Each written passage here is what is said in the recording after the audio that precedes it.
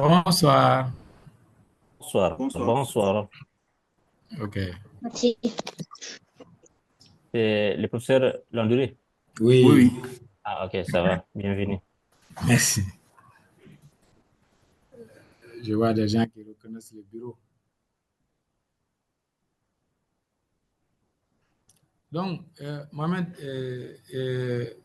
j'ai entendu que c'est enregistré. Ouais, on veut bien, si vous voulez. Non, c'est ça, parce qu'il y a des gens qui ont demandé ça, quoi. Oui, oui. Oui, oui. Mm. On espère que la connexion va permettre d'avoir une bonne, une bonne vidéo qui peut être partageable. Ok. Ok. Donc, est-ce que, donc, c'est de votre côté que vous pouvez enregistrer. Est-ce que moi, je peux enregistrer? Je pense pas. Je pense que c'est seulement celui qui a La main. la Ok. session du Zoom. Ça va Voilà. s'enregistrer automatiquement chez Allô, lui et Boni. après, il pourra nous la partager. Ok, Oui. il n'y a pas de souci. Mhm. Allô, Boni, oui.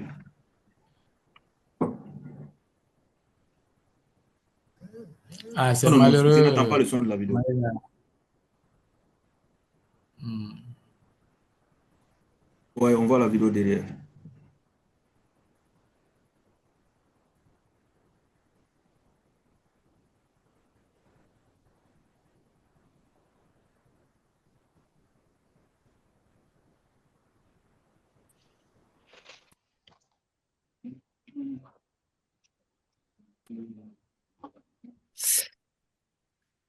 Alors, bonsoir à toutes et à tous.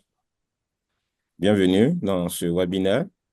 Je suis Mardoché Boli, cofondateur du média scientifique Sciences de chez nous et chargé de communication du réseau Afrique francophone et fragilité. Nous sommes réunis aujourd'hui, le cœur battant, je dirais ainsi, pour aborder un sujet qui résonne profondément en chacun de nous, les défis que rencontre un chercheur malien formé à l'étranger à son retour au Bécaye.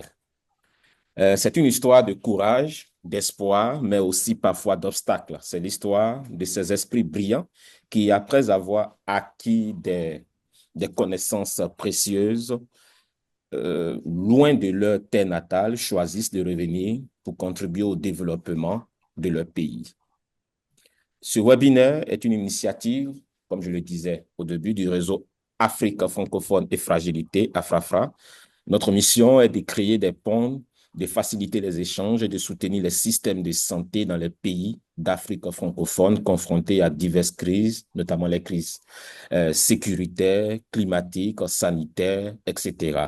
Le réseau rassemble les chercheurs, le réseau rassemble des chercheurs, des décideurs, des étudiants et des experts engagés pour renforcer la résilience et l'efficacité des infrastructures de santé. Pour ce webinaire, nous avons l'honneur d'accueillir, je dirais, des personnalités qui vont partager avec nous leur expérience, leurs réflexions et leurs pistes de solutions. Pour animer ces échanges, nous avons l'honneur, le plaisir d'avoir deux modérateurs, le docteur Mohamed Ali Ag Ahmed, qui est le coordinateur du réseau Afrique francophone et fragilité AFRAFRA. Sa vision et son engagement sont une source d'inspiration pour nous tous. Nous avons également le docteur Issa Koulibaly de la faculté de médecine, de pharmacie et de dentosmatologie, dont l'expertise est précieuse pour éclairer nos débats. Et pour enrichir nos discussions, nous accueillons deux panélistes, je dirais. Nous devrions accueillir deux panélistes dont le parcours force le respect. Nous avons notamment le professeur Guida Londouré, qui est une figure emblématique de la recherche malienne, dont la sagesse et les connaissances nous guideront tout au long de ce webinaire. Et aussi, nous devrions avoir le docteur Alassane Maïga, qui possède une expérience avec un témoignage vivant des défis et des opportunités de retour Bécaye, malheureusement, qui ne sera pas avec nous, euh, a reçu à quelques minutes du webinaire une annonce, une information douloureuse, le décès d'un de ses frères, donc malheureusement qui ne sera pas avec nous. Nous sommes convaincus que ce webinaire sera un moment d'échange fructueux, de partage d'expérience et surtout un catalyseur pour l'action. Je souhaite à toutes et à tous un excellent webinaire. La parole est maintenant à nos experts. Je donne la parole au professeur Mohamed Ali et au professeur Issa Coulibaly. Professeur, à vous la parole. Merci beaucoup, Boli, merci beaucoup. Merci à tous les participants. Quand je regarde, on est environ, donc on est 52 personnes et c'est en train de monter. On a environ 300 inscrits, ce qui montre vraiment un grand intérêt par rapport à cette thématique. Donc, merci aussi au professeur Landouré qui a accepté de se prêter au jeu pour nous partager ses expériences et nos condoléances à Lassane qui n'a pas pu être avec nous, malheureusement, avec cette triste nouvelle. Euh, Avant de passer la parole à mon collègue, Issa Coulibaly, je voulais un peu parler aussi du réseau Afrafra pour vous inviter à venir se joindre à nous pour essayer davantage de nous renforcer pour pouvoir faire plus de choses. Parce que euh, je vois déjà quelques personnes que je connais en ligne, donc avec lesquelles j'ai parlé depuis très très longtemps. J'espère que avec de telles activités, progressivement, on va les convaincre à venir se joindre pour qu'on puisse davantage construire quelque chose ensemble.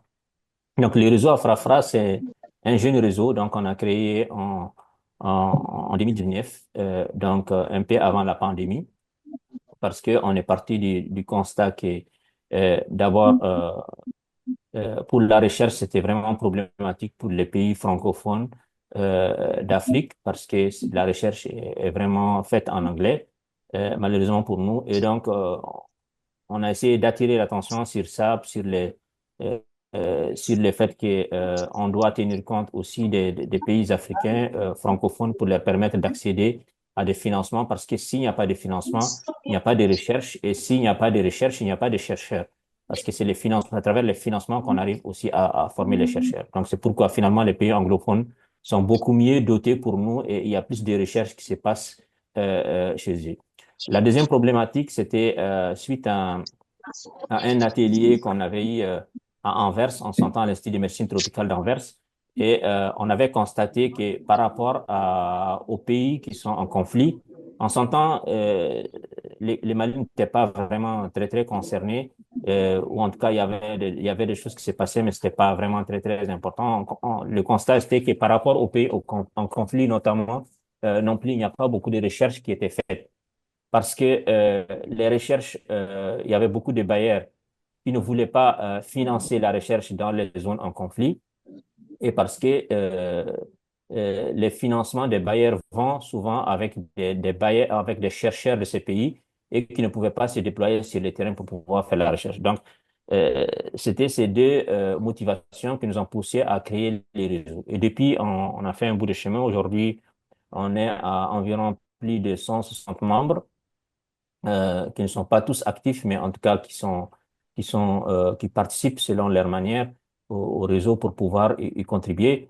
On a pu avoir différents projets, dont d'autres sont en cours actuellement, donc qui permettent aussi d'avoir plus d'adhésion, qui permettent de faire des choses, d'avoir plus de visibilité, de montrer aussi l'importance du réseau pour nos autorités, pour avoir leur soutien. Donc, euh, actuellement, on a des projets qui sont au Mali, au Burkina Faso, au Niger. Donc, on a prioritisé un peu les pays du Sahel et en particulier les pays de l'AS pour nous permettre de concentrer un peu nos efforts sur ces pays qui sont vraiment très, très touchés par ces conflits.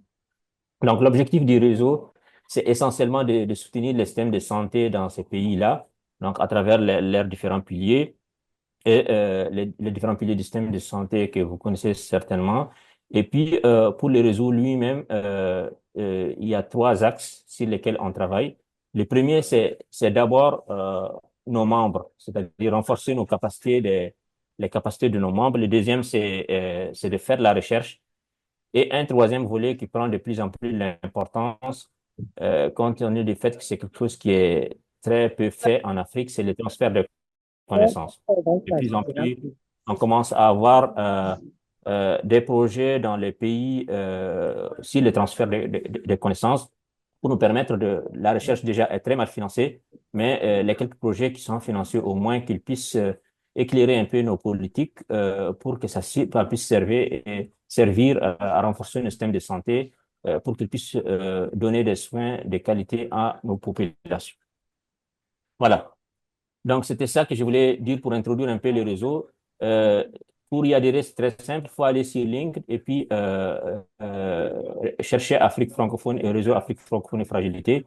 Et puis chercher à adhérer. Donc, nous, on vous voit de l'autre côté et puis on pourra communiquer avec vous pour nos activités. Donc, cette année, on a organisé nos premières journées scientifiques donc à Bamako qui ont été vraiment une belle réussite et on compte continuer cela aussi dans les années à venir pour pouvoir continuer à soutenir nos systèmes de santé dans nos pays. Merci beaucoup et je passe la parole à mon collègue Issa qui va... Merci, Dr Mohamed, pour ces mots d'introduction et de présentation du réseau Afrafra et notamment aussi en mettant l'accent sur les principales missions du réseau. Et merci également au professeur Guida Landouri d'être là et toutes nos condoléances à Dr Hassan Maïga pour la perte de son frère. Ceci étant, permettez-moi de vous présenter sommairement le professeur Guida Landouri. Le professeur Guida Landouri est maître de conférence à l'Université des sciences, des techniques et des technologies de Bamako. Il a effectué sa formation médicale de 2004 à 2007, où il a rejoint le National Institute of Health, NIH, aux États-Unis, en tant que chercheur invité.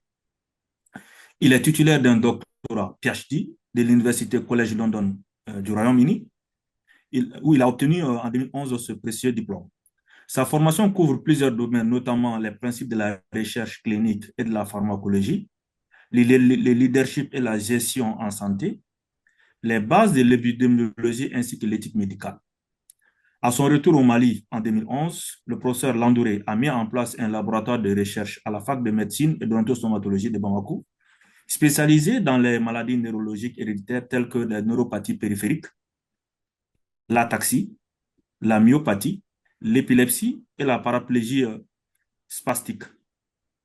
Ces travaux de recherche, il faut le rappeler, ont permis la caractérisation de nouvelles entités cliniques ainsi que la découverte et l'identification des variants et des gènes associés à plusieurs maladies neurologiques chez les patients africains mais également européens. Ces recherches ont également donné lieu à de nombreuses publications dans des revues scientifiques de haut niveau. Et en tant que membre d'une des rares équipes de génétique médicale en Afrique subsaharienne, le professeur Landouri s'intéresse également à l'étude de beaucoup de maladies rares. Voici là vraiment quelques informations sommaires sur le professeur Landouri. Ceci étant, nous allons rentrer dans le vif du sujet. Mohamed, avec votre permission et la permission de nos invités, je m'en vais poser la toute première question à notre invité qui est le professeur Guida Landouri. Professeur Landouri, quelles ont été votre principale motivation pour revenir au pays après votre étude à l'étranger? Et comment ces motivations ont évolué avec le temps? Ok, merci beaucoup. Je remercie votre réseau pour m'avoir invité pour ce webinaire.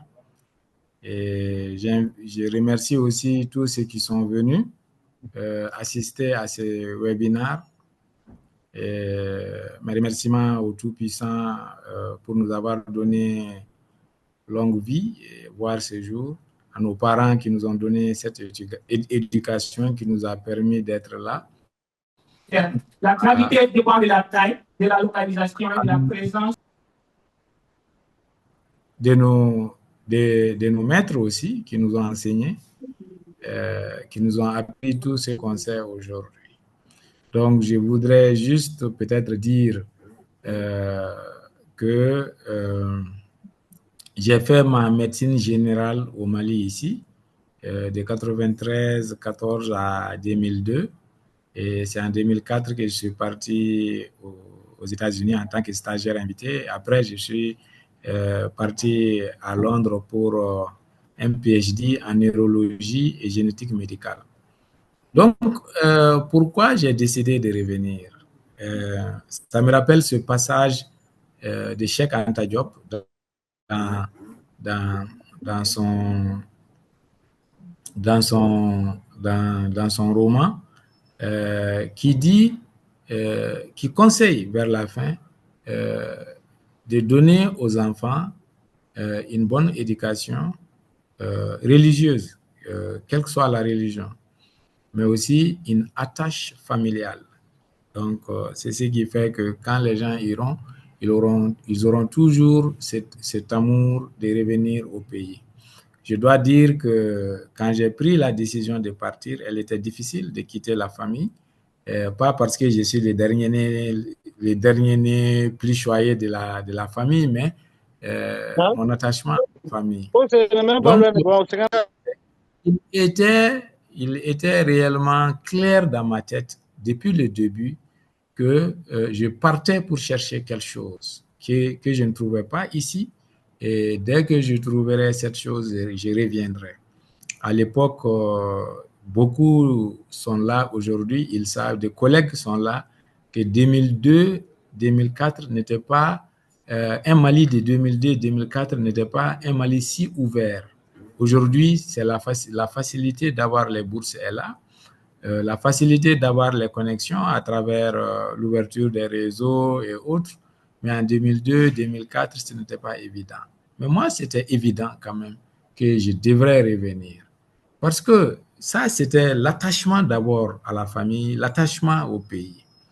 Mais maintenant, quand je suis allé, j'ai fait ma formation aux États-Unis pendant 3 ans. Et après, je devais aller à Londres pour les PhD que j'ai soutenu en juillet, le 28 juillet 2011. Et je n'ai pas attendu 15 jours. Août 2011, déjà, j'étais à Bamako.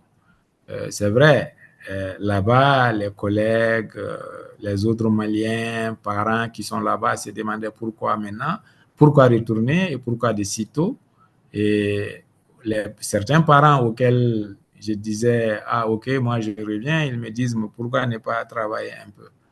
Pourquoi? Parce que le calcul était simple.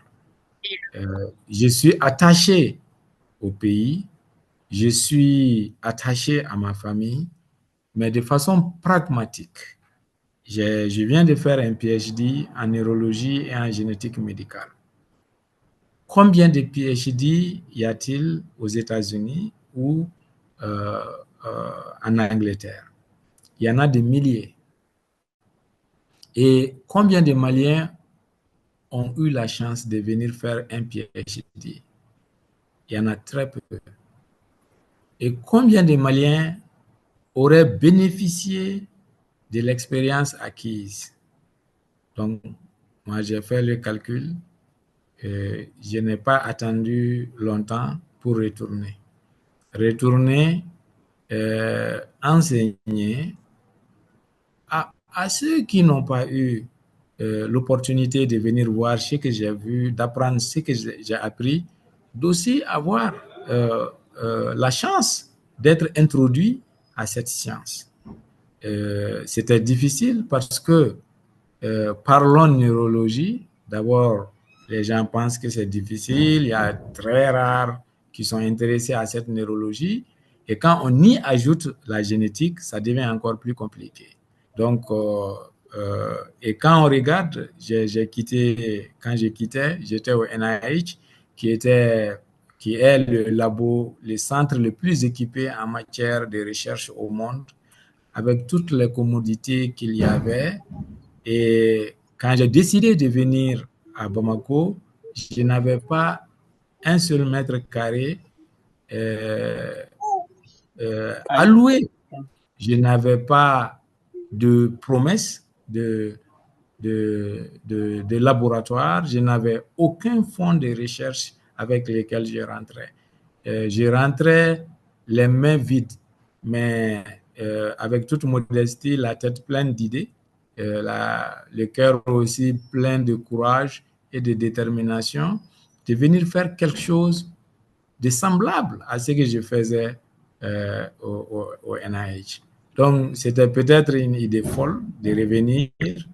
Et déjà, le climat n'était pas bon sur le sol parce que les termes de séparation avec les encadreurs n'étaient pas de bons termes.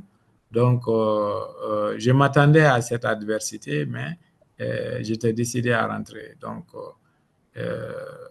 j'étais déjà fonctionnaire de l'État. Donc, et cet engagement aussi était là parce que l'État m'a recruté, l'État m'a permis d'aller me former.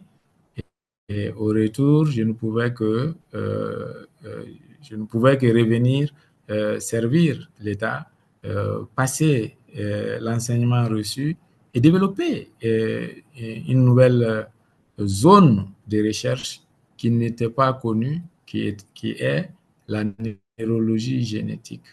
Donc, vraiment, si je dois dire qu'est-ce qui m'a poussé à revenir, voilà ce que je peux dire. La famille, mon attachement au pays et ma vision de développer quelque chose localement. Voilà. Merci, professeur Landouré, pour ces éléments de réponse. Nous voudrions savoir, est-ce que ces motivations ont évolué en temps? Bon, ces motivations n'ont pas évolué.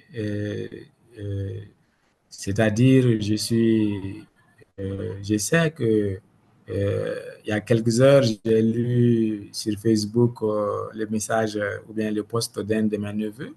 Et je pense peut-être qu'il m'a fait un clin d'œil en me donnant des éléments peut-être de discussion ici.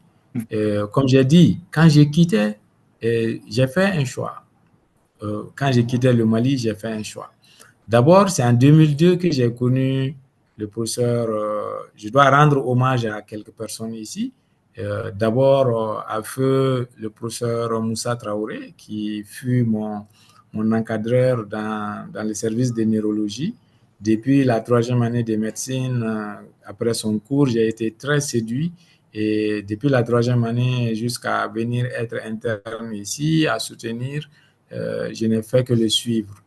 Et l'autre, c'est le professeur Kenneth Fishbeck, l'Américain que j'ai rencontré en 2002. Donc, quand je l'ai rencontré en 2002, il est venu sur invitation du professeur Moussa Traoré pour voir certaines familles qui avaient des pathologies neurologiques qui pourraient être héréditaires afin d'établir une connexion. Donc, on s'est connus, on a sympathisé, on a fait un voyage sur Bandiagara. Et tenez-vous bien, c'est autour d'un plat de thon de Bandiagara qu'il m'a fait cette offre de venir dans son laboratoire pour apprendre. Donc, quand on a fait la discussion, je voyais très peu de places cliniques et beaucoup de laboratoires. Moi, je n'avais jamais travaillé dans un labo. Et tout ce qui me tenait à cœur, c'est la neurologie clinique. Donc, j'ai refusé cette offre en 2002. En 2003, il est revenu, il m'a fait la même offre. Je n'ai pas voulu parce que je tenais à quelque chose de clinique, purement clinique en neurologie. 2004, il est revenu. Donc, les promesses de l'autre côté n'avaient pas tenu. J'ai attendu longtemps. Je lui ai dit en ces termes, je ne sais pas, les Américains, on ne peut pas les frustrer. Ils sont focalisés sur ce qu'ils font aussi. S'ils ont besoin de quelque chose, ils l'obtiennent. J'ai dit, à défaut de sa maman, je vais têter ma grand-mère. Donc, ce qui était innocent, ce qui était ma spontanéité de tout le temps, je prends parce que je n'ai pas eu la neurologie clinique. Donc, il me dit, OK, moi, je suis d'accord avec vous. Si vous voulez venir, il n'y a pas de souci. Donc, c'est comme ça que je suis parti. Et je savais qu'au retour, que ça allait être difficile. Ça a été très difficile, le retour. Je suis revenu en août 2011. J'ai introduit les papiers pour reprendre à travailler. Et en octobre, c'est en octobre que le rappel a été signé. Et quand on a amené le rappel à l'activité au point G, les chefs de service ne voulaient pas me recevoir. Donc, on est resté de 2011, 2012. J'ai vu les directeurs. Les directeurs me disent, bon, est-ce que, bon, tu peux patienter quand il est là à la retraite. Quand il est là à la retraite, c'est dans 6 ans. Donc, je devais me promener dans la cour. Je suis là à chercher de bureau à bureau. Un médecin me permettait de déposer mon sac dans son bureau, dans les services. Mais ce médecin aussi a eu instruction que s'il me laisse le faire, il est un ennemi aussi. Donc, je suis resté sans même point de chute. Je suis un fonctionnaire de l'État recruté au CHU du Point G, mais qui n'était pas permis de voir des patients, qui n'était pas permis de faire les visites et qui se promenaient comme ça. Et les gens sont là, Guida, pourquoi tu ne retournes pas?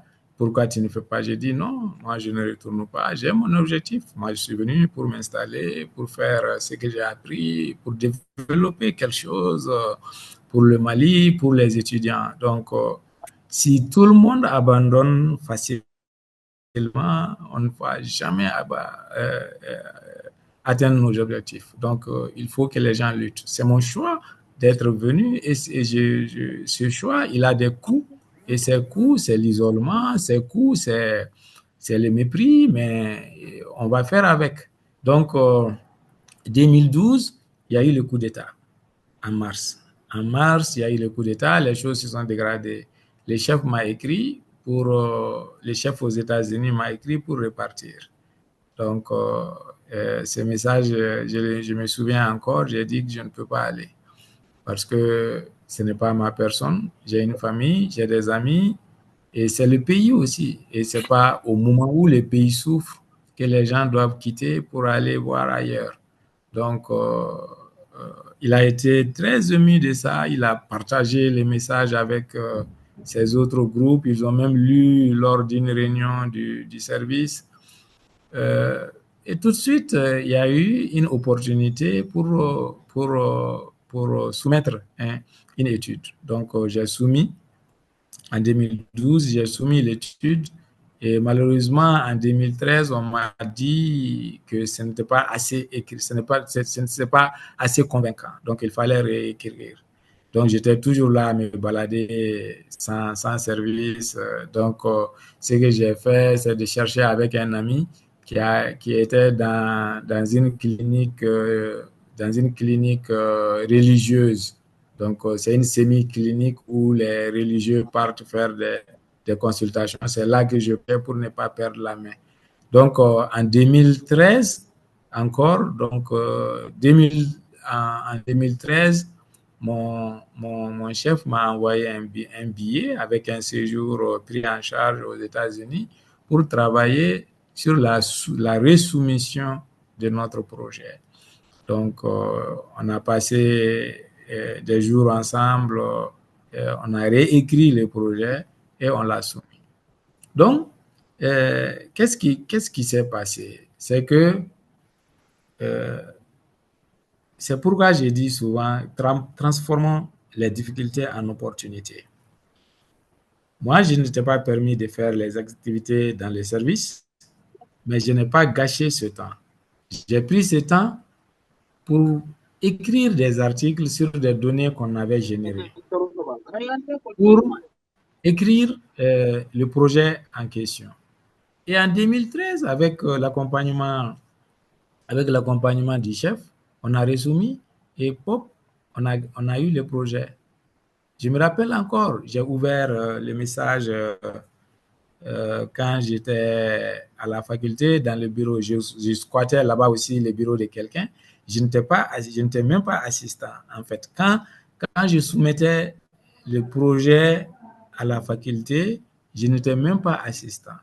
Feu, le professeur Anatole, très aimable, m'a donné une lettre pour assurer que je vais être recruté. Donc, c'est ce qui permettait à l'étude d'être examinée parce que j'avais une attache. Donc, ce jour, quand j'ai ouvert le message, j'ai fondu en pleurs. parce que c'était comme l'aboutissement de, quoi dire, même en parlant de ça maintenant, c'est émouvant, l'aboutissement de 2-3 ans d'isolement qui venait d'aboutir. Ouais.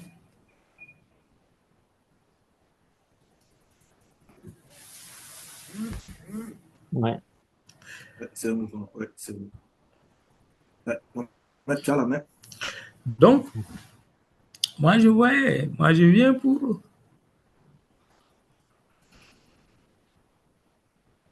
pour servir.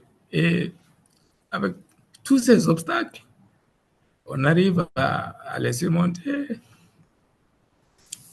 à trouver ce projet. En réalité, c'était pour le bien du pays. Ce n'était pas...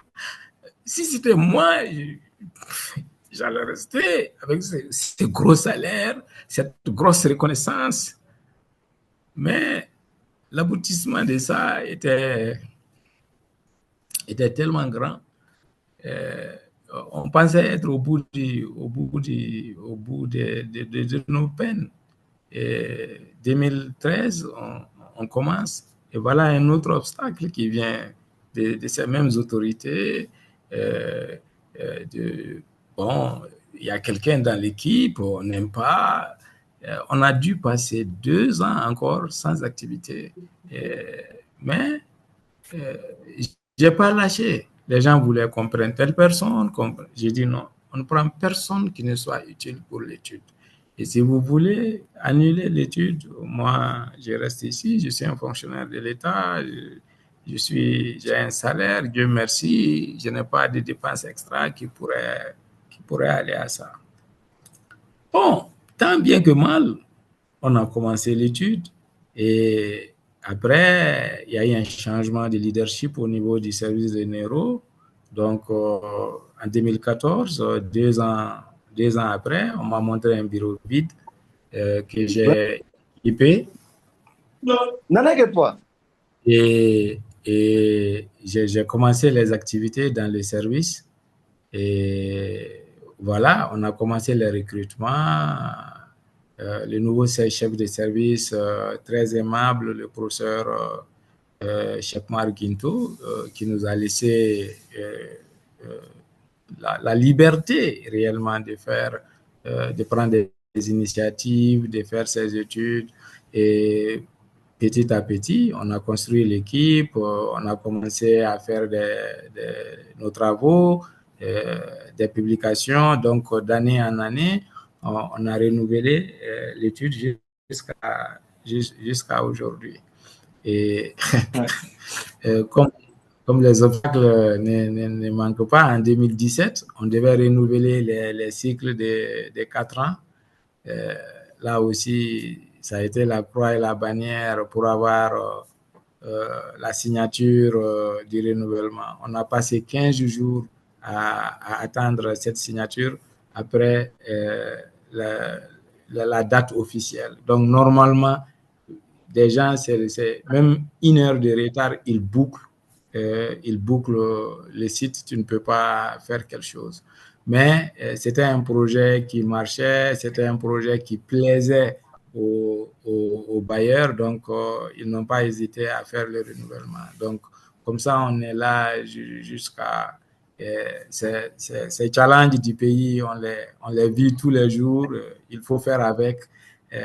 En fait, si on veut faire quelque chose de différent, c'est toujours ça. Donc, mais je vais dire, pour conclure, que mes choix ou bien ma motivation n'a pas réellement changé. Je suis resté dans ma vision implacable de rester, de développer ce que je dois développer. Maintenant, les obstacles font partie du chemin et on se parfait à chaque fois qu'il y a un obstacle. Donc, il y a eu des difficultés, il y a encore des difficultés, mais je n'ai jamais pensé quitter pour quoi que ce soit. Et je l'ai dit, pour qui veut entendre, moi, j'ai choisi de revenir. Ce n'est pas un obstacle pareil qui va me faire changer d'objectif. Donc, si je dois changer, c'est peut-être pour des raisons religieuses, de faire ma retraite à Guinée et continuer avec ce que les papas savent faire. Merci, professeur. Merci. Mohamed, vous avez... Oui, merci beaucoup. C'est vraiment un témoignage, en tout cas, qui est vraiment peut être une source d'inspiration pour beaucoup de ceux qui sont encore en train d'hésiter à cause des obstacles qui sont réels. Hein. C'est pas de la création d'esprit. C'est vraiment des véritables obstacles qui sont réels. Maintenant, ma question, c'est plus, parce qu'on va donner du temps aux gens d'intervenir pour poser leurs questions, c'est qu'est-ce que vous conseillez à vos cadets, aux autres Maliens actuellement qui sont dans l'embarras du choix de rentrer ou de rester, comme moi par exemple? Bon, en réalité, hein, quand j'ai vu le sujet, mon ami Mohamed Ali, bon, pour la petite histoire, hein, Je rappelle que je ne voilà. suis pas surpris de l'attitude ou de la décision de Guida avec laquelle j'ai fait l'AM, donc avec laquelle j'ai cheminé à la faculté de médecine, connaissant sa force de caractère et sa détermination à se battre pour ses convictions. Ce n'est nullement une surprise. Et donc, c'est pourquoi aussi quand on a décidé de faire ces webinaires, c'est vraiment la première personne à laquelle j'ai pensé. Donc, je vous reviens avec ma question. Bon, merci. J'ai dit que je voulais dire justement ça, que le hasard n'existe pas. Les gens se connaissent, ils cheminent ensemble, ils peuvent aller chacun vers une direction, mais au finish, ils vont toujours se retrouver. Qu'est-ce que je conseille à ceux qui sont aujourd'hui à l'étranger? Donc, peut-être que Mohamed a organisé ce webinaire pour avoir des conseils. Non, très sérieusement, je vais parler en deux phases.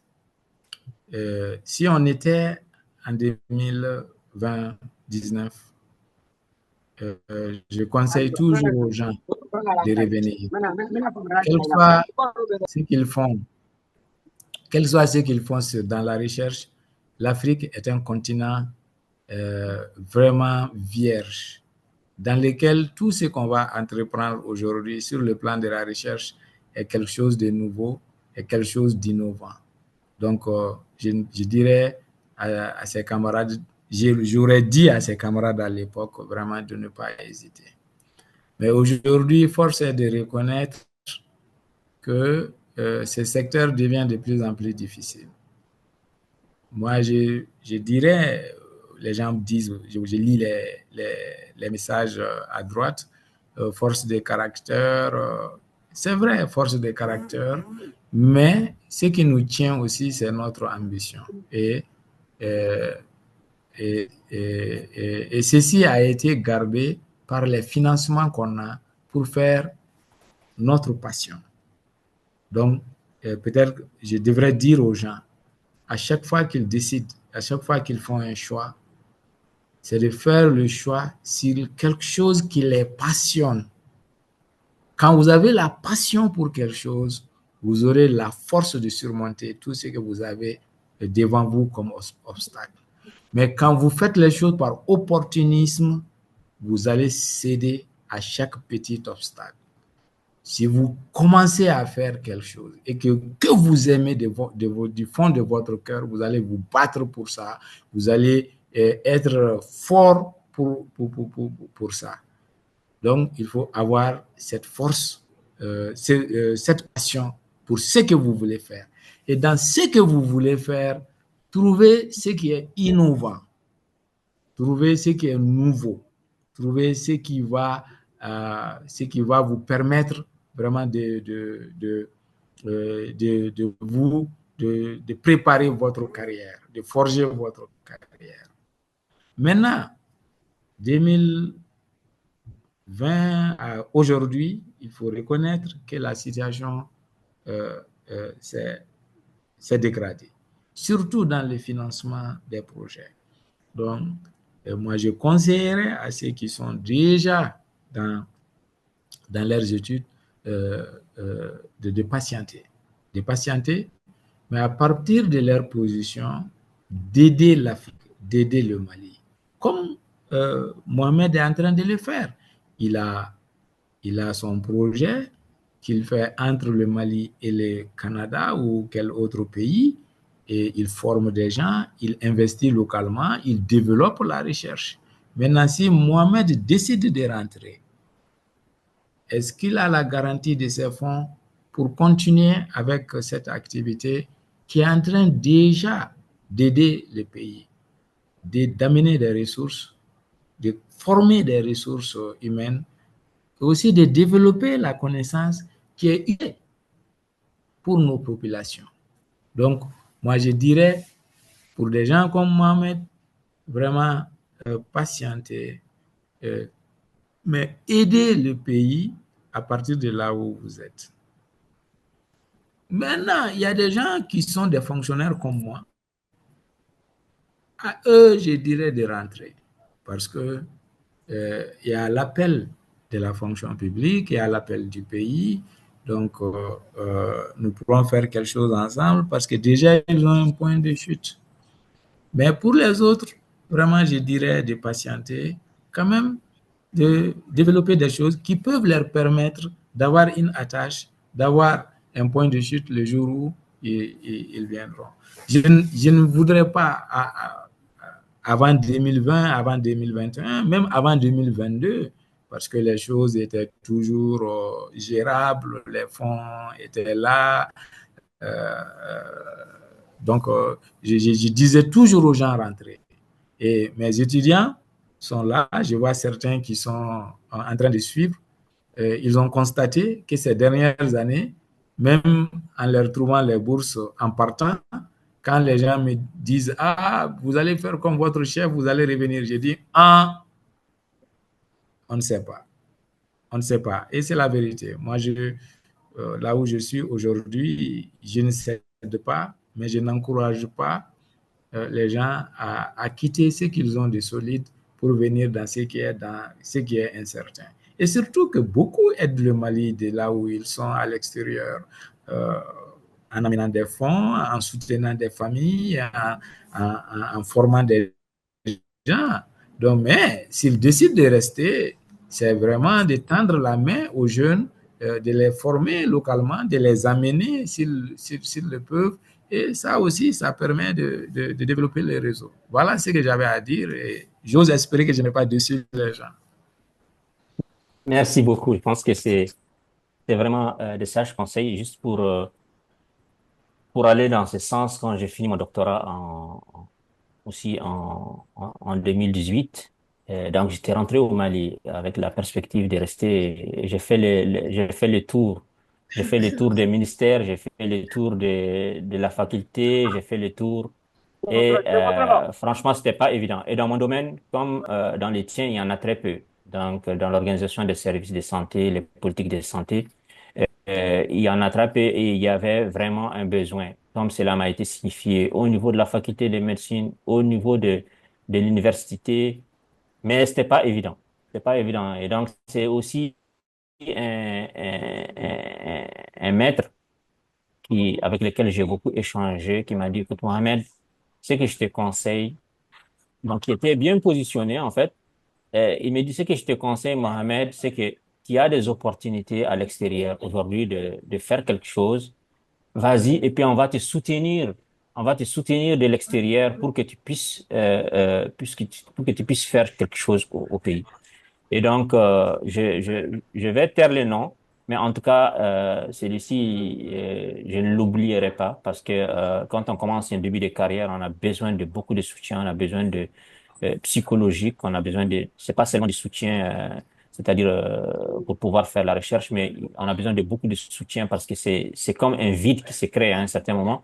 On a quitté les études, on a besoin de commencer une carrière, ça ne vient pas. Et on se questionne même si on a bien fait de partir, parce que souvent, on laisse beaucoup de choses pour partir, pour pouvoir se former.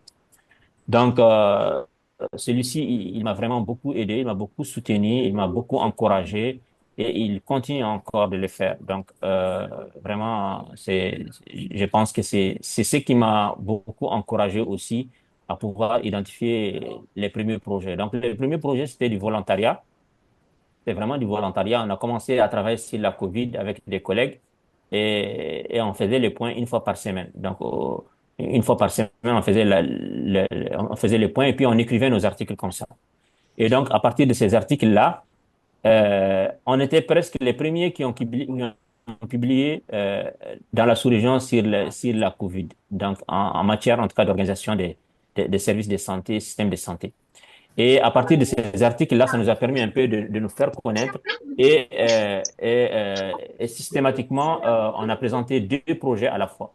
Donc, et les 2 projets ont été aussi financés automatiquement. Et c'est ce qui nous a permis vraiment de nous lancer. Donc, c'est un peu similaire à ce que Guida vient de décrire, mais seulement sauf qu'on a eu à les faire on a eu à les faire de l'extérieur avec des collègues qui étaient à l'intérieur. Donc, pour les collègues qui sont à l'extérieur, c'est important aussi d'avoir vraiment des collaborateurs à l'intérieur, vraiment qui sont très, très sérieux, qui sont travailleurs, qui sont avec lesquels on peut travailler pour pouvoir construire les choses. Donc, juste une petite parenthèse, parce qu'il y avait 2 intervenants qui étaient prévus et finalement on en a un, donc ça va reposer un peu mon ami Guida.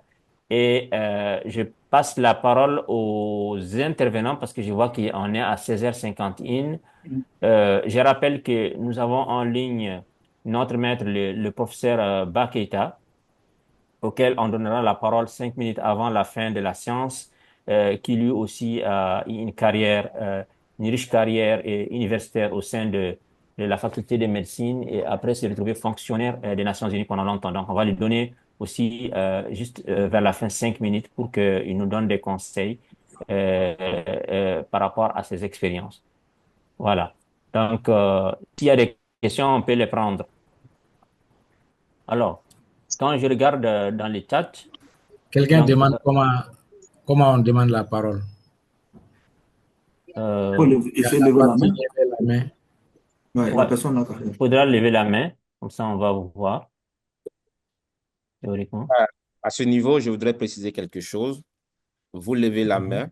Il faudrait s'assurer que vous êtes dans un endroit avec moins de bruit pour qu'on puisse vous entendre. Sinon, écrivez votre question dans les commentaires, dans le chatbot pour que nous puissions la relayer auprès des panélistes. Merci. Merci beaucoup. Merci beaucoup. Oui. Mais en attendant, Guida, si tu veux bien répondre à la question dans le chat, tu disais? Je pensais que la question a été répondue parce que il demandait comment a été le retour. Oui. Ou bien, ça a été répondu, je crois. Voilà, donc, bon, comme j'ai dit, le retour n'est pas facile. Pourquoi? Parce que déjà, on s'est habitué à un environnement organisé où vous partez au labo, vous partez au boulot, tout est organisé, vous voulez faire tel travail, c'est facile, vous n'avez pas de problème d'électricité, vous n'avez pas de problème de déplacement,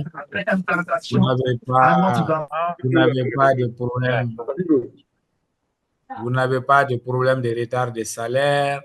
Donc, pardon, Ndouré, je pense que ton micro a été coupé par hasard. Tu peux remettre ton micro. OK. Donc, je disais que tout était à portée de main. Environnement de travail très bien bon, conditions de travail, conditions humaines, ouverture d'esprit. Les gens là-bas, tout le monde travaille ensemble, les gens s'aident, s'entraident.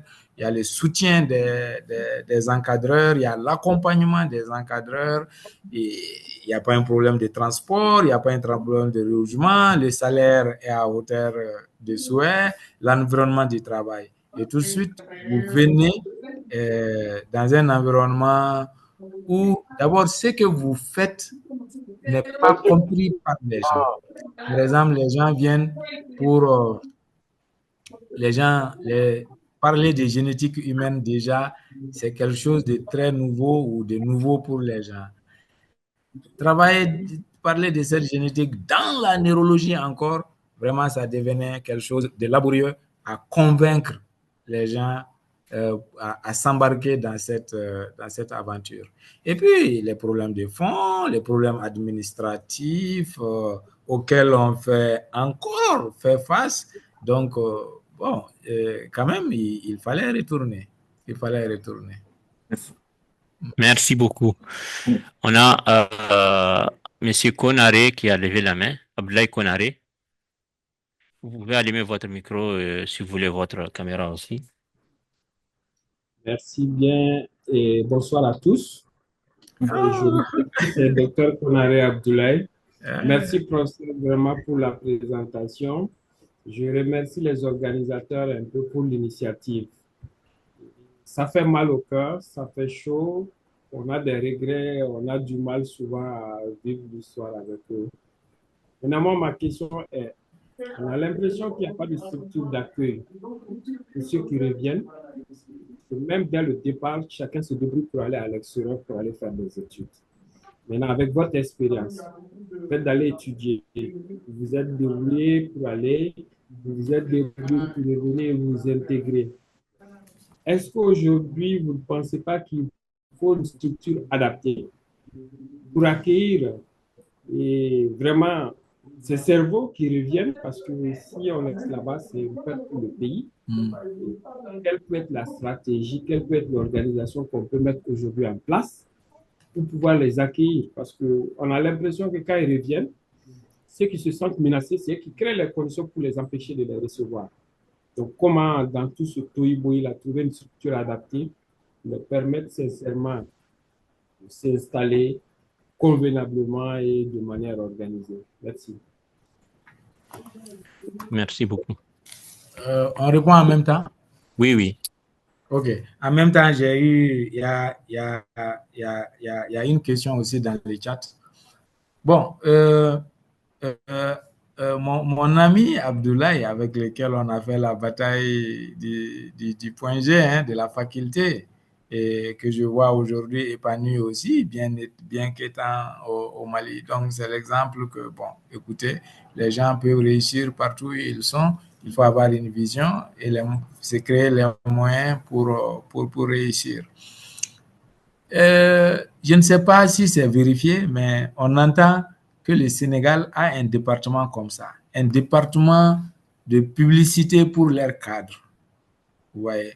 Donc, c'est que leurs cadres sont répertoriés au retour, ils sont appuyés dans leur recherche même de position au niveau des organismes internationaux. Moi, je crois que ce qu'il faut faire, à chaque fois qu'on demande, les gens disent que c'est fait, c'est de répertorier ce qui revient. Et chacun dans son domaine. S'il vous plaît, éteignez vos micros là, s'il vous plaît. Oui. Franchement, éteignez vos micros là.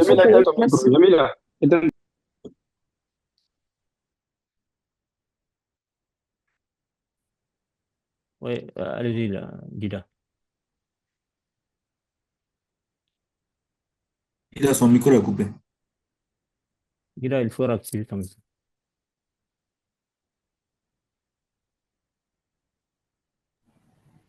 Donc, qu'il y ait quand même une structure d'accueil des nouveaux venus, leur spécialité, leurs contacts, et s'ils sont déjà fonctionnaires, qu'ils soient répertoriés pour que vraiment les gens, on ait une idée de qui on a et quelles sont les expertises qu'on a, quelles sont les expertises qui nous manquent. Mais malheureusement, ça ne se fait pas.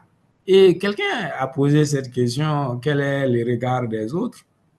Malheureusement, quand les gens reviennent, ceux qui sont à des postes pensent que le revenant est en train de les menacer parce qu'il a eu plus de bagages. Alors qu'en réalité, les gens peuvent travailler ensemble sans se bousculer. Quelqu'un dit sur le net, on peut allumer sa bougie sans éteindre celle de l'autre. Et ce que vous dites, si on arrive à le faire, parce qu'aujourd'hui, il y a des questions transversales sur beaucoup de domaines, mais si on a déjà identifié ces experts et on leur donne ces portefeuilles, l'histoire, par exemple, des chargés de mission. Aujourd'hui, les chargés de mission dans nos départements sont vus d'un autre œil, comme si c'est des vidéomans, excusez-moi, ou bien des gens qui sont des soutiens qu'on prend pour mettre à ces postes-là. De telle sorte que quand on met un cadre comme chargé de mission, les gens disent que oh, il n'a pris que le poste de chargé de mission, voilà. Mais chargé de mission, c'est pour des experts dans le domaine.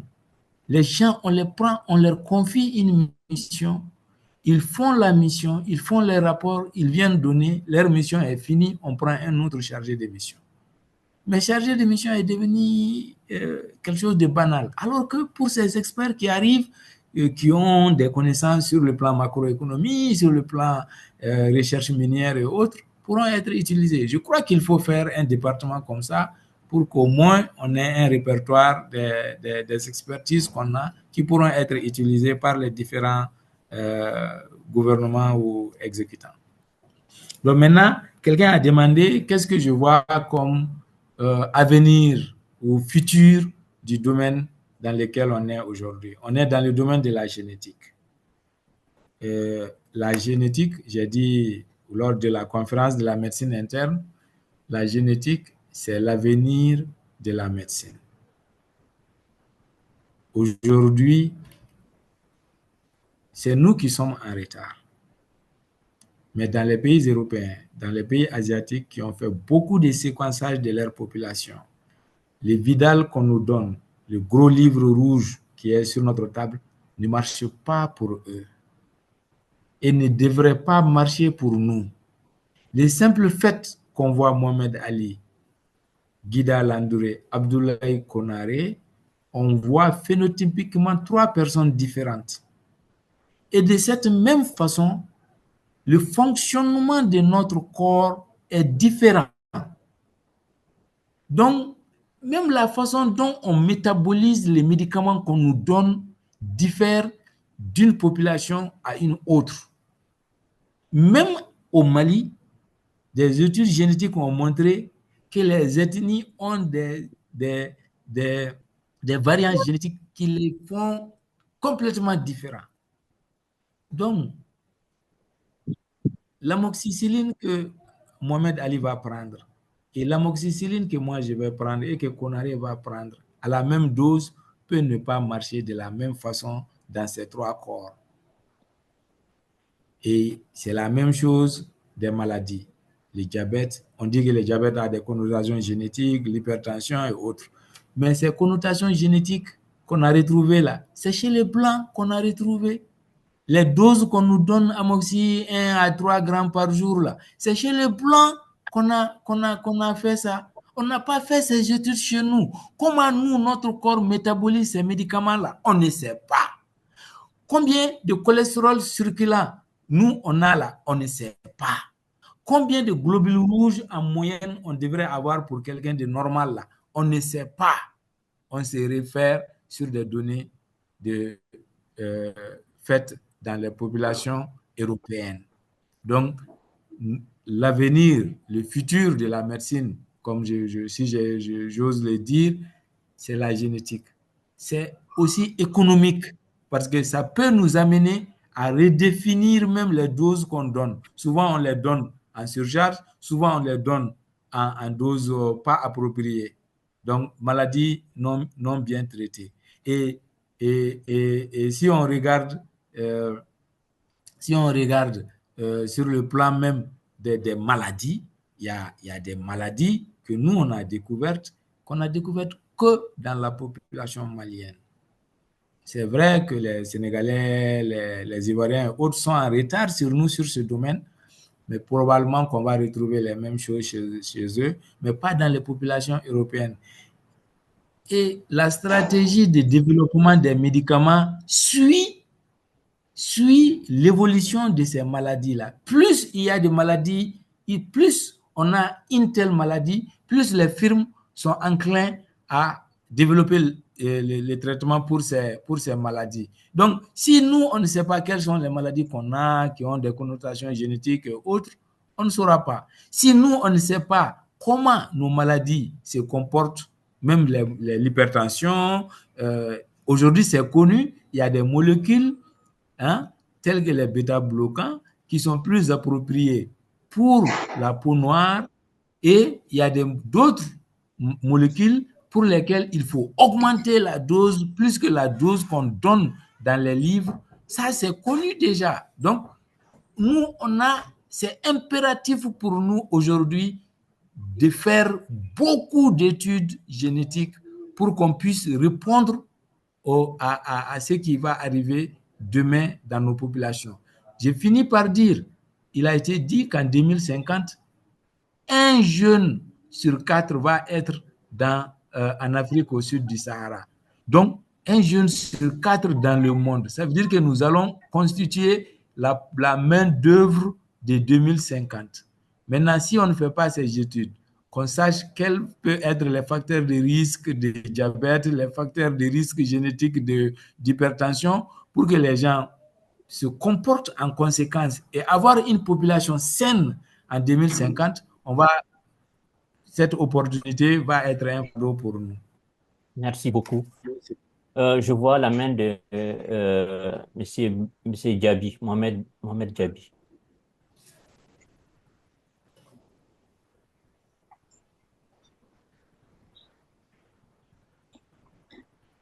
Bonjour à tous et à toutes. Moi, c'est Diaby Mohamed, je suis gynécologue obstétricien. Et je profite vraiment de cette occasion pour dire que la question, ça me concerne personnellement.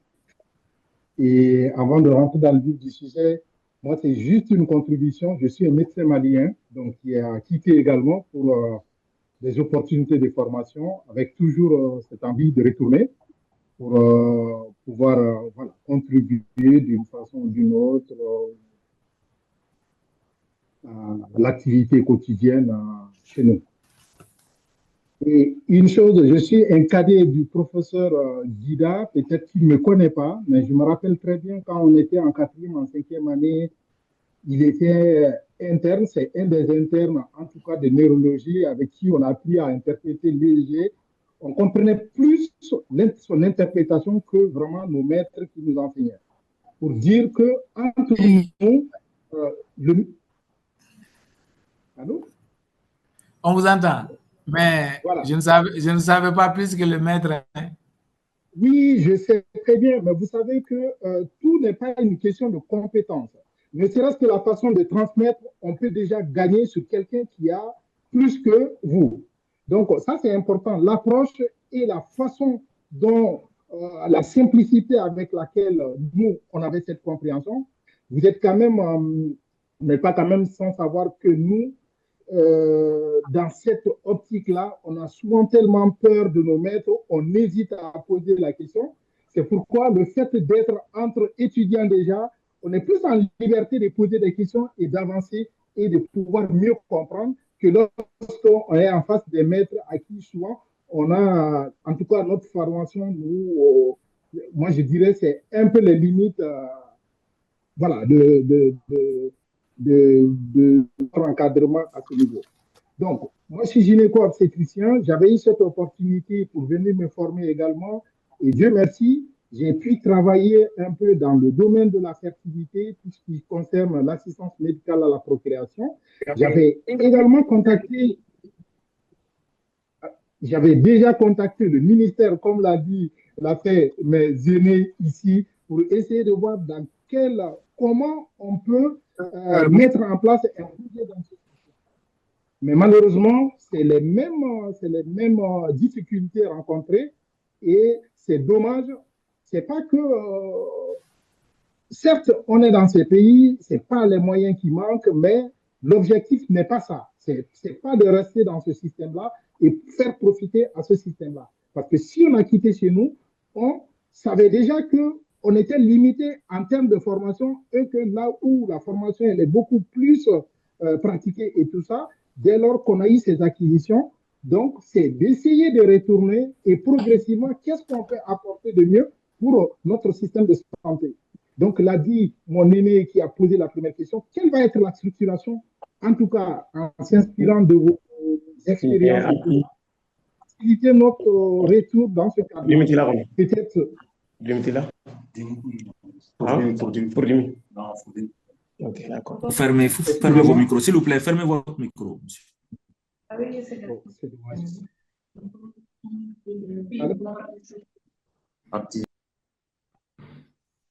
Oui, je pense que le professeur Landouré a compris votre question. Donc. Voilà. Donc, c'était juste une contribution pour dire que moi, je suis en contact avec tout ce qui est association médecins étrangers de la diaspora. On se concerte, tout le monde pense à un retour, mais malheureusement, il n'y a pas de créneaux dédiés pour faciliter ces retours-là. Et il y a beaucoup qui ont des projets, mais ça va nécessiter un accompagnement pour pouvoir monter une structure.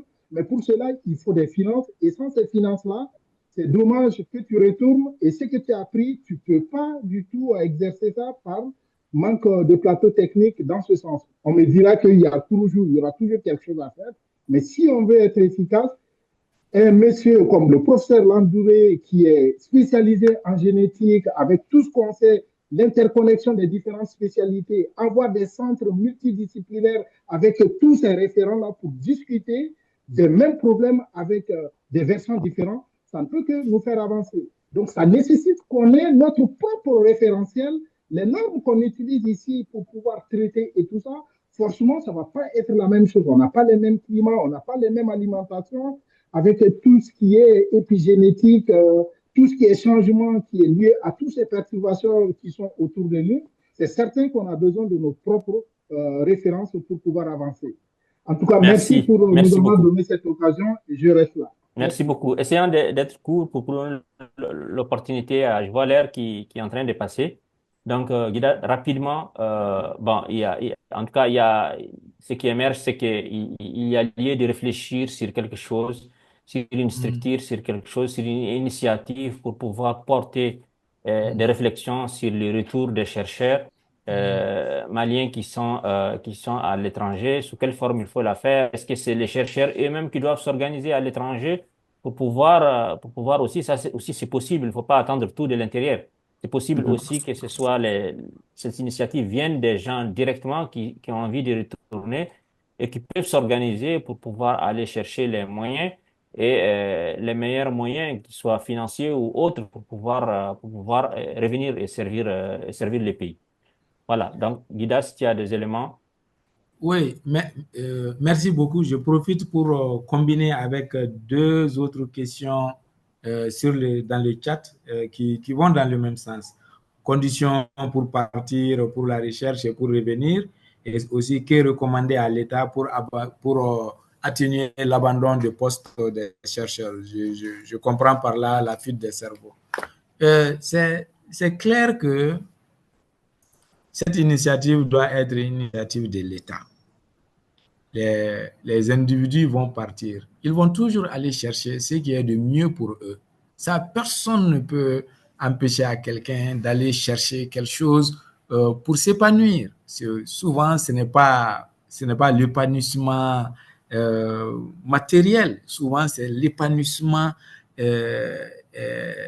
d'esprit, de développer ce que je veux faire.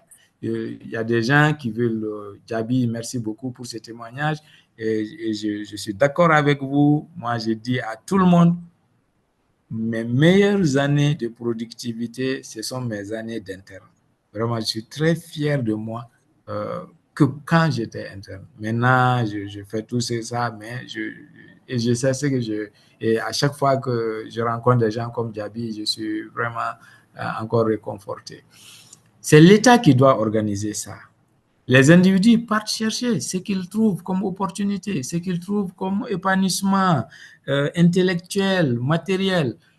Maintenant, quand ils partent, pour le retour, c'est l'État qui doit organiser. Comme moi, je ne comprends pas. L'État paye l'entraîneur des Aigles pour aller voir un joueur à Nantes, pour aller voir un joueur en Sibérie. Mais qu'est-ce qu'on fait pour dénicher nos intellectuels? Qu'est-ce qu'on fait pour dénicher nos gens, nos scientifiques, nos chercheurs?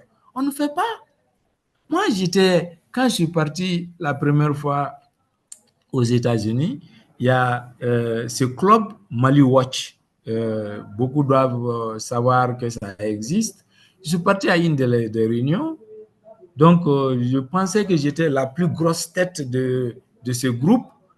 Franchement, je rentre dans l'ambassade, les gens se présentent, Djola Bagayogo, le professeur Djola Bagayogo se présente, j'ai dit, un autre se présente, Maïga, économiste à l'université de Washington, maître de professeur à MIT.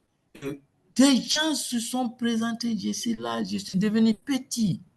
Mais je leur dis, mais écoutez, qu'est-ce que vous faites ici? Vous ne pouvez pas aller faire quelque chose pour le Mali, même pendant vos vacances? Ils m'ont dit, Dogo, assis-toi, on va te raconter. Tout le monde raconte son histoire.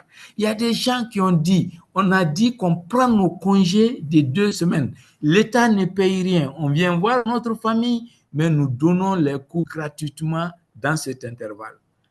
Mais ils ne peuvent pas. Pourquoi? Parce que l'enseignant titulaire de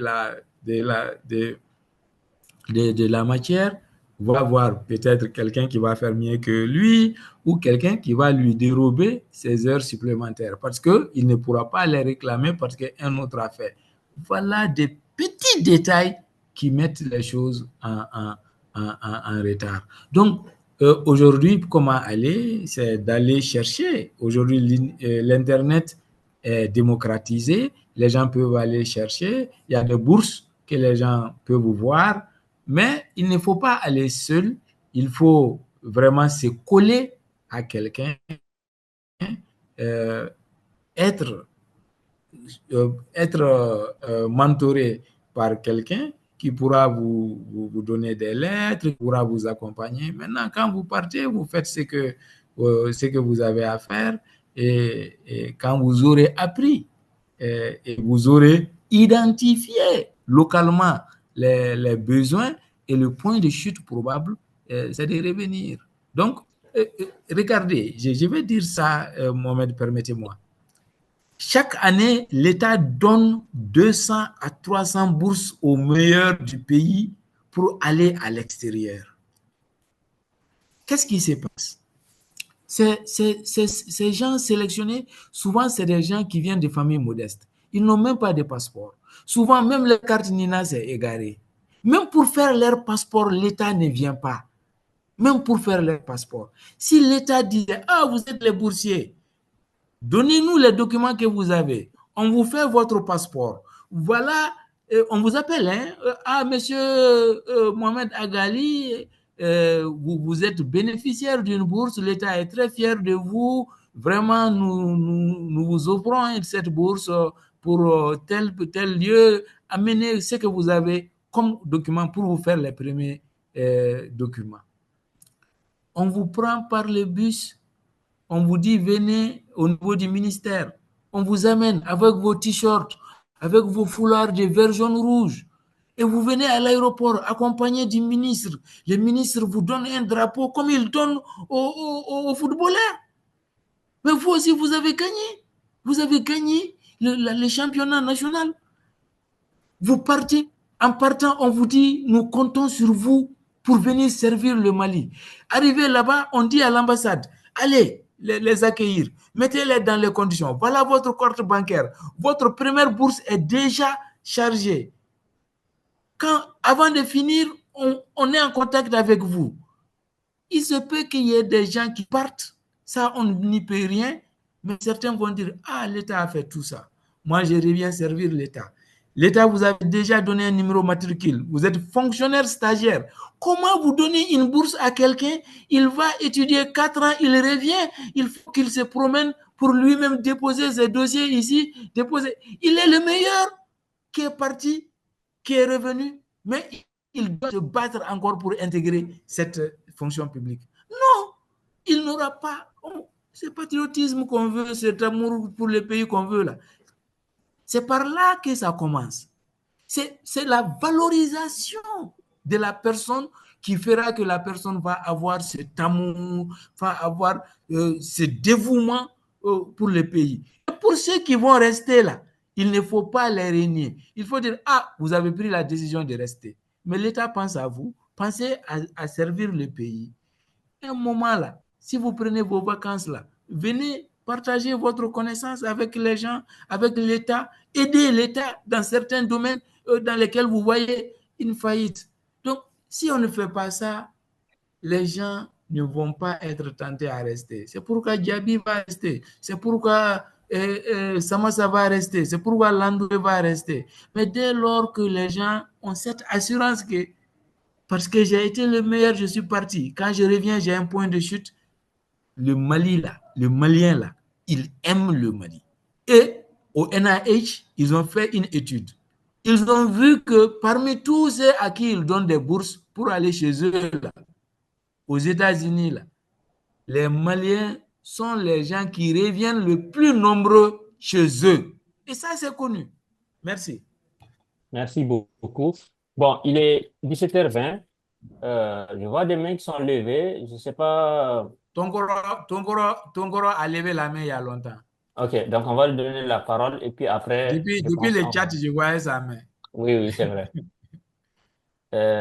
Monsieur Tongoro, vous pouvez activer votre micro et votre vidéo. Et puis, oui, vraiment, on va bonsoir arrêter à tous après et à parce toutes. Il y a le professeur Ba qui est aussi en attente pour son intervention avant de clôturer. Merci beaucoup. D'accord, Oui, bonsoir allez-y. à tous et à toutes. Merci au professeur Landouré pour son brillant intervention. Je me présente, Dr Traoré Tonkoro Mamadou. Actuellement, je suis au Maroc pour la spécialisation. Dans les propos du professeur Landouré, j'ai recensé des repères qui ont facilité cette insertion socio-professionnelle malgré les difficultés qu'il a eu à rencontrer dans son service. Cependant, la question que j'ai actuellement, professeur, qu'est-ce que vous feriez pour ne pas que ce que vous avez vécu, les personnes qui viendront pour cette insertion ne vivent pas ce que vous avez vécu? Quand vous serez, par exemple, un décideur au haut sommet de l'État, quel plan concret avez-vous pour pallier à ce problème de façon définitive?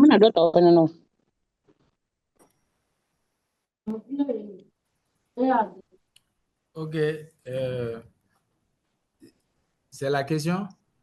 Oui, c'est la question. Futur ministre, est-ce que vous allez... J'allais dire, ça c'est une question de job interview. Bon, moi je trouve que ce n'est pas simple, mais tout commence par l'expérience personnelle. Quand je suis venu, on a pris des étudiants par ce qu'on fait, par ce qu'on leur montre. L'exemple, je pense, et je ne sais pas, ils sont sur le webinaire, ils peuvent me dire, ah non, vous n'avez pas fait ça. C'est de leur donner leur libre choix, c'est de leur donner leur liberté de penser à ce qu'ils veulent faire. Même les thèses, on dit, voilà les choses qu'on fait, qu'est-ce que vous voulez faire? Voilà ce que je fais, on accompagne. Et Dieu merci, nos étudiants, vraiment, aujourd'hui, ils sont à à 4 ans seulement. En 2000, il y en a qui sont venus en 2016-17, qui aujourd'hui ont des publications et des nombres de conférences qui dépassent ce qui est requis pour être maître de conférence. Donc, c'est une façon de les préparer au challenge, parce que aujourd'hui, la science, tout est question de qu'est-ce que tu peux faire. Qu'est-ce que tu peux faire? Ce n'est pas les CV. Si c'est les CV, il a ce qu'on appelle les publications. Moi, je sais faire ça, mais qu'est-ce que tu as démontré? Voilà, j'ai publié ça. Donc, déjà, ils sont préparés à affronter ça. Maintenant, si moi, je suis chargé de l'enseignement supérieur et de la recherche scientifique, aujourd'hui, on a eu l'exemple, par exemple, du fonds FCRIT. Le fonds FCRIT, c'est un fonds qui a été fait en augmentant les taxes, je crois c'est dans le domaine du tabac ou quelque chose comme ça, et puis une petite somme de la vente de Malitel qui ont été mis de côté pour mettre les chercheurs en compétition et puis leur donner pour faire les recherches. Voilà des choses qu'on peut faire. Aujourd'hui, on a surtaxé pour financer certaines activités, principalement liées aux difficultés qu'on a côté sécurité et énergie. On peut faire de telles initiatives pour rassembler l'argent, par exemple l'exploitation minière, qu'est-ce qu'il faut faire? Et il faut prendre une partie pour donner à la recherche minière ou à d'autres recherches. Maintenant, libérer la pensée que les chercheurs se retrouvent dans des consortiums, qu'ils développent leurs propres sujets de recherche, qu'on pourra nous-mêmes accompagner, que les gens qui savent faire la chose soient mis à leur place. Comme on dit, donner à César ce qui appartient à César. Le Mali, le principal problème du Mali, c'est ça. C'est que les gens qui savent faire la chose n'ont pas accès à la chose. Pourquoi? Parce que les gens font, il est contre moi, il n'est pas contre moi, mon parent, il accepte la corruption, pas, il n'accepte pas, ainsi de suite. Donc,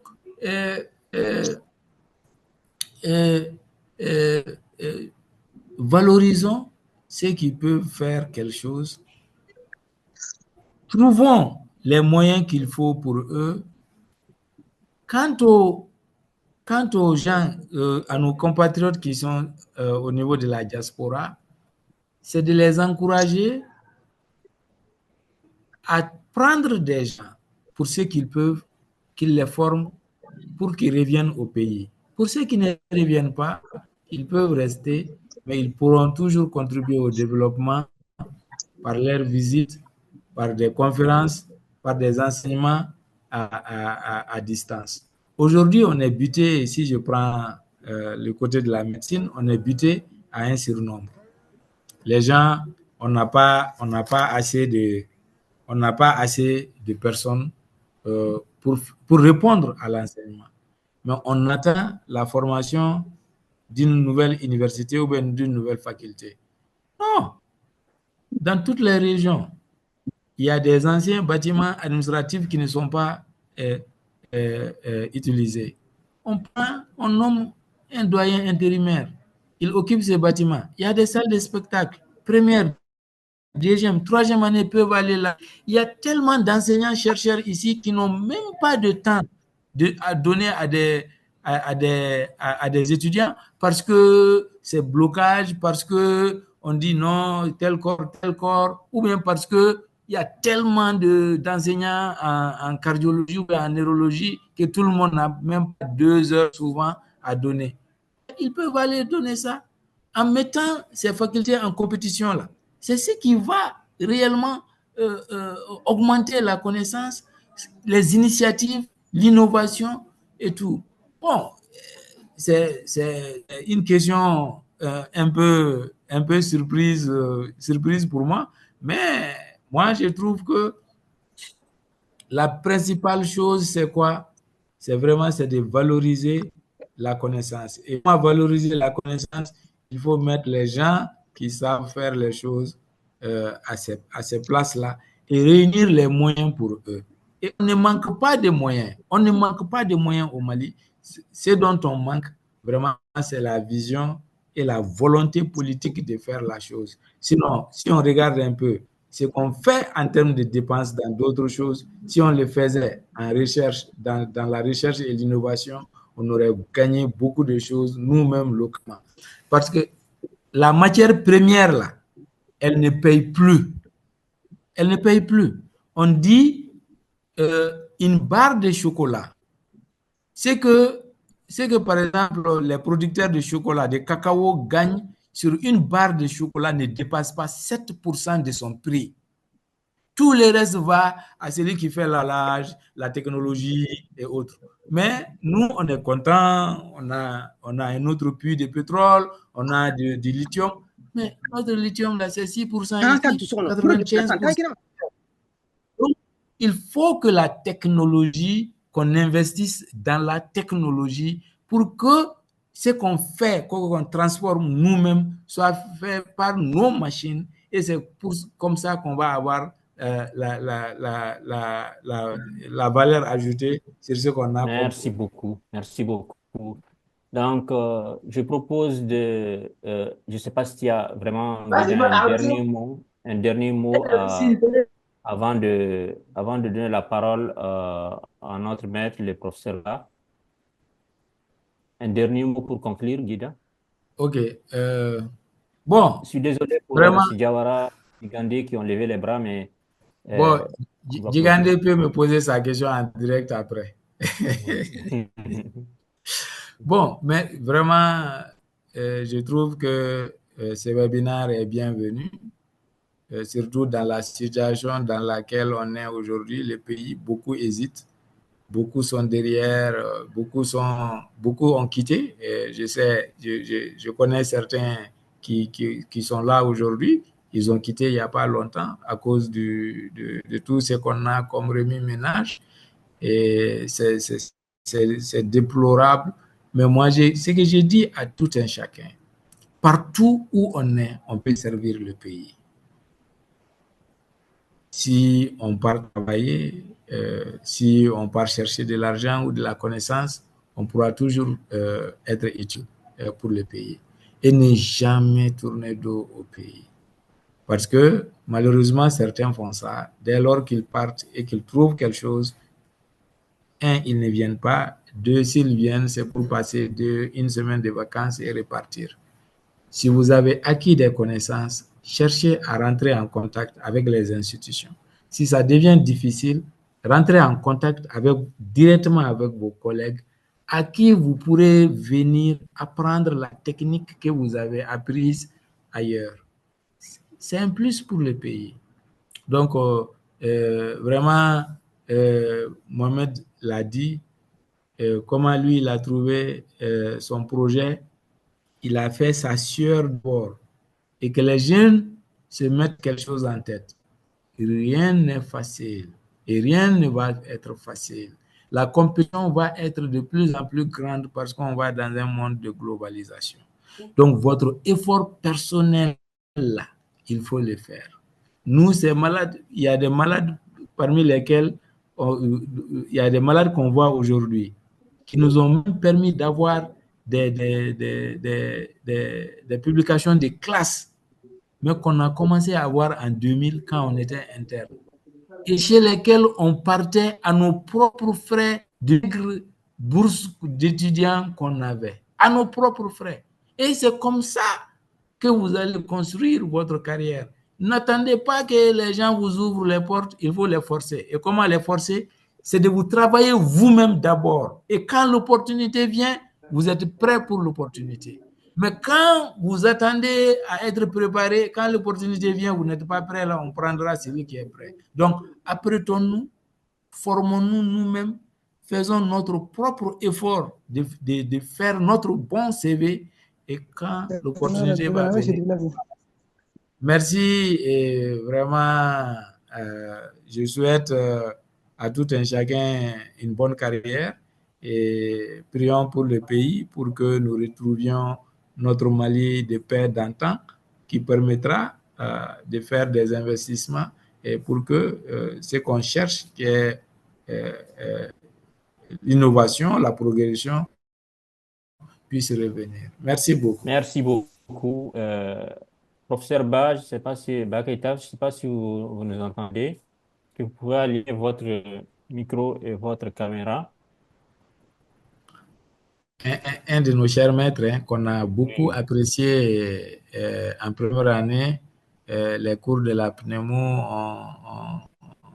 on se rappelle encore et ça a été juste regrettable qu'il ait quitté pour un autre poste au service de l'Afrique occidentale. Vraiment un maître très inspirant. Omar, je peux intervenir? C'est le professeur Ba Keita? Oui, lui-même. Oui, allez-y, allez-y. Je peux intervenir? C'est à vous. Oui, oui. Merci, merci beaucoup. Merci beaucoup, Mohamed. Merci. Bonjour à tous les collègues. La vidéo, l'écran. J'ai mis la vidéo, elle n'est pas visible. On va vous épingler, comme ça vous allez...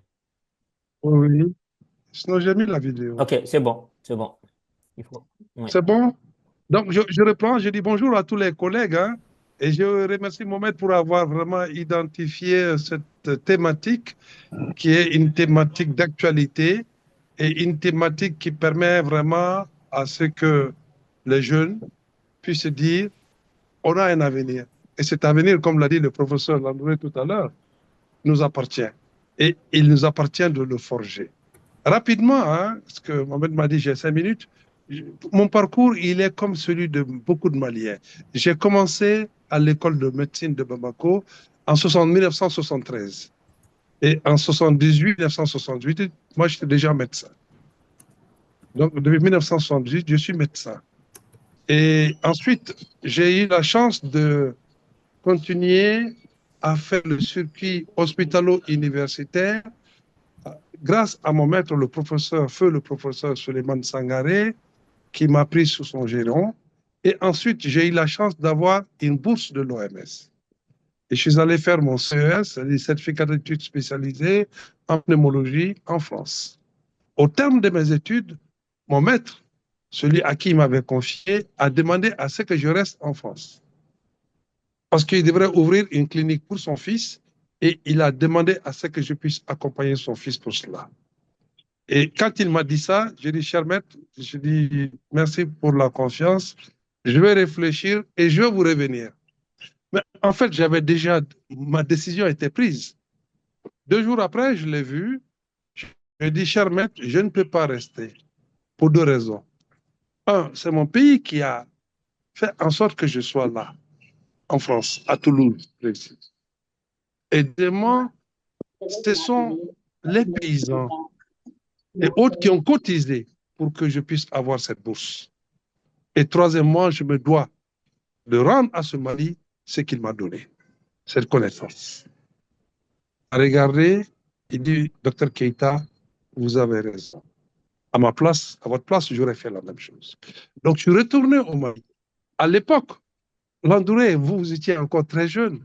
Dans les années 80, on n'avait pas de salaire. Le salaire du mois de janvier était payé au mois d'avril. On avait 3 mois d'écart. Le salaire du mois de janvier était payé au mois d'avril. Et on était encore au franc malien. Je percevais en franc malien 120 000 francs, c'est-à-dire divisé par 10, 60 000 francs CFA par mois. C'est ce que je percevais comme salaire. Mais je ne me suis pas découragé. Je suis venu, j'ai fait une carrière hospitalo-universitaire, assistant, chef de clinique. Et ensuite, en 1994, j'ai passé au concours d'agrégation à Ouagadougou, au Burkina Faso. À l'époque, nous étions 11 Maliens et il n'y avait qu'un seul Burkinabé, feu le professeur François Tall. Nous étions 11. J'ai de la même promotion que vos anciens maîtres. Certains sont décédés. Je vais parler de Hugo Bara, je vais parler de Kader Traoré, je vais parler également de Feu, également Abdou Traoré Diop. Il y en a d'autres qui sont, on est de la même promotion, qui sont malheureusement décédés. Et actuellement, le Burkina dispose de 4 centres hospitalo régionaux. 4. Le Mali, on n'a rien. Le Burkina présente plus de candidats au CAMES que le Mali. À l'époque, en 1994, nous étions 11 et il n'y avait qu'un seul. Tout cela, pour dire, ça répond à la vision. Quelle vision nous avons? Mandela l'a dit, une vision sans action est un rêve. Et une action sans vision est une perte de temps. En revanche, une vision qui est suivie d'une action peut changer le monde. C'est cette vision qui nous manque et c'est cette vision qui permet de pouvoir avancer et de pouvoir dire les choses telles qu'elles sont.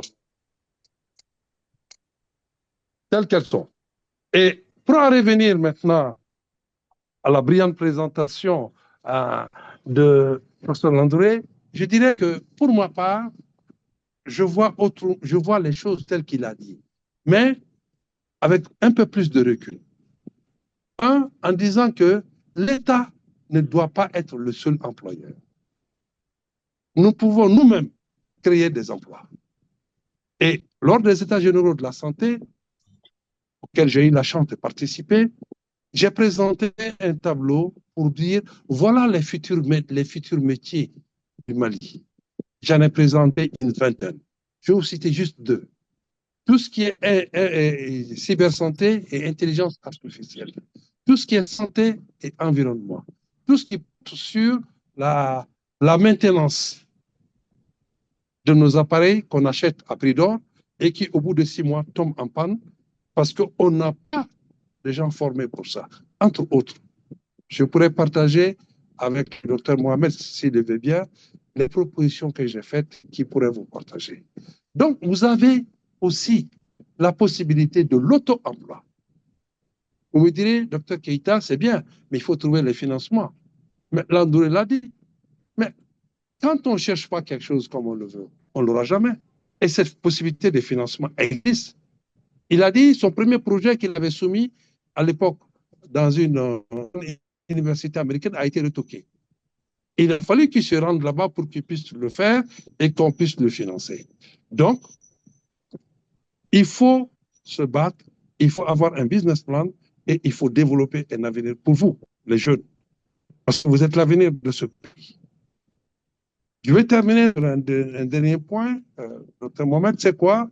C'est par rapport à la dimension de la santé au Mali. Le professeur Lambouré, il est au CHU, c'est très bien. Le Mali, qui a commencé avant tout le monde, la santé, hormis la Côte d'Ivoire et le Sénégal, est le dernier de la classe. Pourquoi? Parce que nous sommes le seul pays de l'Afrique de l'Ouest où il n'y a qu'une seule faculté de médecine, de pharmacie et de dentostopastologie publique. Je ne parle pas de privé. Nous sommes le seul pays. Nous sommes le dernier de la classe. Je l'ai dit lors des États généraux. J'ai dit, c'est pas grave, on peut faire mieux. On peut faire mieux comment?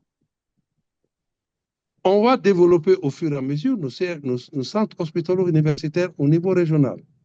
Je l'ai dit aux 3 doyens, Jean de Gao, Mopti, Tombouctou, Ségou, Kaï, Mopti nous ont fait pour qu'on ne puisse pas mettre à leur disposition un centre hospitalier régional qui va permettre à ce que des jeunes professeurs puissent s'affirmer et qu'ils soient chefs de service. Qu'est-ce qu'ils nous ont fait? Les réponses, je ne saurais vous le dire, mais ça ne tient pas. Et je les ai dit, ça ne tient pas. On est dernier là-bas. Maintenant, là où on est premier, où aucun pays ne l'a fait encore, je le dis parce que j'ai été représentant de l'OMS dans 5 pays. Je viens récemment, après ma retraite, il y a 8 ans que je suis à la retraite déjà, en 2024, l'OMS m'a fait appel pour que je sois représentant intérimaire de l'OMS en RDC. Et j'ai eu à gérer l'épidémie de Mpox. Je suis arrivé de la RDC il y a à peine quelques mois. Donc, qu'est-ce que nous pouvons faire par rapport à cette donnée, par rapport à tout ce que nous avons? Un, c'est d'abord la formation en ressources humaines. Tant qu'on n'a pas de ressources humaines qualifiées, on n'arrivera à rien. en quantité et en qualité. En quantité, parce qu'il nous faut, j'ai fait les calculs et je l'ai présenté lors des états généraux, 5000 agents agents de santé par an. Au Mali, nous avons à peine 10%, 500. Le gap est là, 5000. Pour que nous puissions répondre à la définition que donne l'OMS des personnels de santé, il faut 23 personnels de santé pour 10 000 habitants. Au Mali, nous sommes à 5 pour 10 000 habitants. Et pour ces 5 sur 10 000 habitants, la moitié de ces 5 sur 10 000 habitants exercent à Bamako. La moitié des 5 exercent. Et je terminerai, Mohamed, par vous remercier et dire que je suis ouvert à toutes les discussions, mais je sais qu'au Mali, ici, on a des possibilités et que l'État n'est pas le seul employeur. L'État n'est pas le seul. On peut faire de l'auto-emploi, on peut créer des start-up. On peut travailler dans le privé, on peut également travailler dans des ONG internationales, mais bien sûr, comme l'a dit Landouré, en ayant à cœur notre cher Mali, parce que le Mali ne se fera pas sans nous. Mais on l'a dit au chef de l'État, le chef de l'État de transition, lorsqu'on lui a remis le rapport, on lui a dit, au Mali, l'OMS a décrété en 2001, lors de la conférence de Abuja, qu'il faut 15% du budget de l'État qui soit alloué à la santé. En 2010, nous étions à 8%. En 2024, nous étions à 4%. Mais comment voulez-vous qu'on puisse arriver à quelque chose avec 4% du budget de l'État qui est alloué à la santé? Quelqu'un m'a interpellé, il m'a dit non, professeur, nos soldats se battent et on a des priorités, donc il faut accorder à cela. J'ai dit à ce monsieur, bien sûr, je suis d'accord avec vous. Nos soldats, nous les soutenons à 200%. Mais dites-moi, mon bon monsieur, lorsque le soldat est blessé sur le champ de bataille, il va où? Lorsqu'il est blessé, il va où? En dehors du champ de bataille, il peut tomber malade. Lorsqu'il est malade, il va où? Pour qu'il soit rassuré, il faut que sa famille soit prise en charge. Lorsque cette famille, l'un des membres de la famille tombe malade, pour le rassurer, les membres de cette famille vont où? J'ai dit, c'est maintenant qu'il faut tripler le budget de la santé. Et j'ai pris le cas du Burkina Faso, où 13% sur les 15 sont accordés à la santé dans la difficulté qu'ils ont. Nous sommes les totaux de la classe en Afrique. Merci beaucoup. C'était un cri de cœur, mais pour vous dire à vous jeunes, vous devriez vous battre. Vous devriez avoir l'esprit imaginatif. Vous devriez placer des choses et en ce moment, la recherche de financement va suivre. Comme l'a dit Landouré, la recherche, le financement pour la recherche, c'est un autre volet, mais pour qu'elle soit consistante, il faut que vous ayez des dossiers solides que vous pouvez soumettre et qu'on va dire il est bancable et on vous soutient. Merci, merci beaucoup. Mohamed, je suis prêt à répondre à quelques questions si le temps nous le permet. Merci beaucoup. Non, ce qu'on va faire, c'est qu'on va vous inviter pour un autre webinaire, une autre fois, pour vous donner suffisamment de temps pour nous faire profiter de toute cette expérience. À mon tour de vous remercier, de remercier le professeur Landouré pour ces temps, pour la préparation de ces webinaires, mais aussi pour tous les temps pour y participer et donner vos points de vue. C'est notre espoir, je pense, on peut conclure sur ça, en se disant que ce ne serait certainement pas le dernier webinaire. On était à une centaine de participants environ, ce qui est réellement un succès par rapport à qui connaît comment est-ce que se passent les webinaires. En tout cas, merci beaucoup, merci à tous. Le réseau Afrafra est sur LinkedIn. Pour ceux qui veulent adhérer, prendre contact avec nous, essayez d'adhérer au réseau, comme ça on vous voit, on communique avec vous, on peut aussi se partager des idées, initier des choses ensemble. J'ai pris pas mal de notes, en fait, pour des recommandations que nous pensons que nous allons porter au niveau du réseau Afrafra, parmi les questions qui ont été posées, mais aussi vos deux interventions. En tout cas, merci beaucoup et au plaisir de vous revoir encore pour un autre webinaire, en fait, qui va porter sur une autre problématique. Voilà. Donc, pour ceux qui posent des questions par rapport au réseau Afrafra, donc c'est sur LinkedIn, Afrique francophone et fragilité. Donc, le coordinateur adjoint, c'est le docteur Souleymane Agawakrin qui est en ligne, avec lequel vous pourrez prendre contact et qui vous donnera vraiment plus d'informations. Voilà. Merci beaucoup. Merci. Merci. Merci. Merci beaucoup. Merci.